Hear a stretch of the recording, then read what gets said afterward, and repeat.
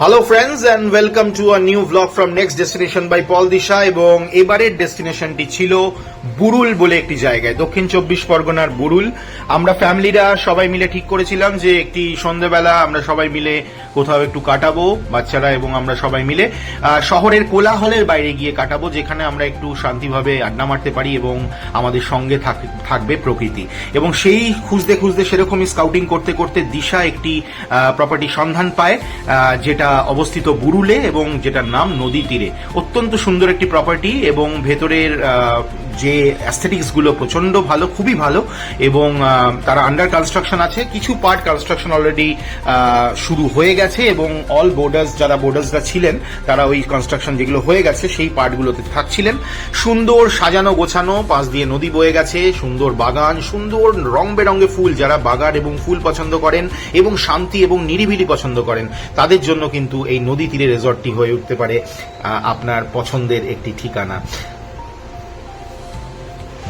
সন্ধে নেমে গেছে, আমরা ঢুকতে একটু দেরি হয়ে গেছে বলে সানসেটটা পাইনি। এখানটা সানসেট পয়েন্ট, এখান থেকে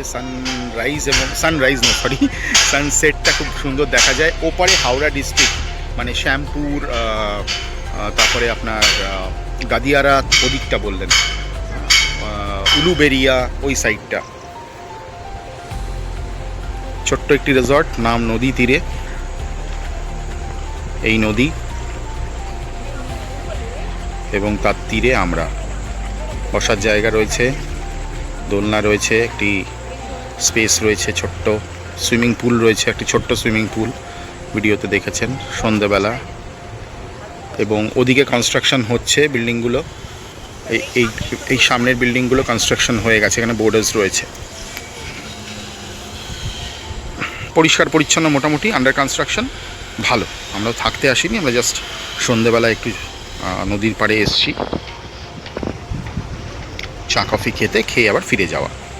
গল্প করতে করতে আমাদের অর্ডার করা স্ন্যাক্স গুলো চলে এলো এবং অত্যন্ত কোয়ালিটি এবং কোয়ান্টিটি দুটোই বেশ ভালো ছিল, আমাদের বেশ ভালো লেগেছে।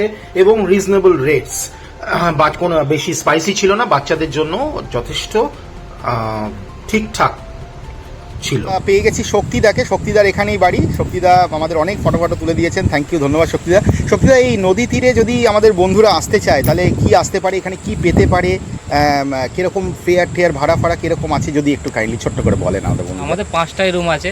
আচ্ছা, 5টা রুমের মধ্যে 2টো কটেজ আর 2টো ডিলাক্স, একটা সুপার ডিলাক্স। আচ্ছা, সবকটা তৈরি আছে না? তৈরি হচ্ছে, 5টা রেডি আছে। ওকে। আরো 22টার মতন হচ্ছে, 22টা মতন কটেজ আর রুম নিয়ে হচ্ছে। টোটাল কটেজ হচ্ছে আর রুম হচ্ছে। আর বাবা, কটা রুম হবে দাদা তাহলে? টোটাল ওই 22-23টা হয়ে যাবে। Very good. আর এখানে তো খাওয়া দাওয়া তো এখানেই আপনাদের রেস্টুরেন্ট আছে? রেস্টুরেন্ট আছে। আচ্ছা, আর এখানে থাকতে এলে এখানে কিভাবে গাড়ি নিয়ে আসলে? পার্কিংও আছে দেখলাম এখানে। হ্যাঁ, পার্কিংও আছে। আর আসার দু জায়গা দিয়ে আছে, বুরুল থেকে আসা যায়, আচ্ছা, রায়পুর দিয়েও আসা যায়। কেউ যদি হাওড়া থেকে আসতে চায় তাকে আসতে হবে 58 গেট থেকে লঞ্চ পার হয়ে বুরুল আসতে হবে। ওকে দাদা, 3 কিলোমিটার অটোই করে আসতে। ওকে স্যার। আর এখানে রেটটা একটু যদি বলেন, রুমের রেন্ট কি আছে মোটামুটি? রুমের রেন্ট আছে, কটেজ আছে 4050 প্লাস 5% জিএসটি। আচ্ছা। আর ডিলাক্স রুম আছে 2800 প্লাস 5% জিএসটি। আচ্ছা। আর সুপার ডিলাক্স আছে 3100 প্লাস 5% জিএসটি। ওই সঙ্গে ব্রেকফাস্টটা কি কমপ্লিমেন্টারি দিচ্ছে? Breakfast complimentary. Okay sir. আর খাওয়া দাওয়া যে যেমন নেবে সেরকম অনুযায়ী মেনু কার্ডে অর্ডার দিয়ে এইভাবে নিতে পারেন। ওকে, থ্যাংক ইউ দাদা, থ্যাংক ইউ সো মাচ। আপনাদের ভালো হোক, আপনার রিসর্ট আরো বড়। Thank you so much. So friends, এই জায়গাটি এবং এই রিসর্টটি ঘিরে যত রকম ইনফরমেশন কালেক্ট করা বা দেওয়া সম্ভব ছিল সেই সবটাই আমরা আপনাদের দিলাম। সো পরিবারকে নিয়ে একটি বিকেল বেলা বা একটি ডে আউটিং বা একটি উইকেন্ড আউটিং একটি সুন্দর শান্ত পরিবেশে আপনারা করে আসতেই পারেন। ধন্যবাদ আপনাদের সকলকে, and till our next blog. Thank you, ভালো থাকবেন, ভালোবাসায় থাকবেন।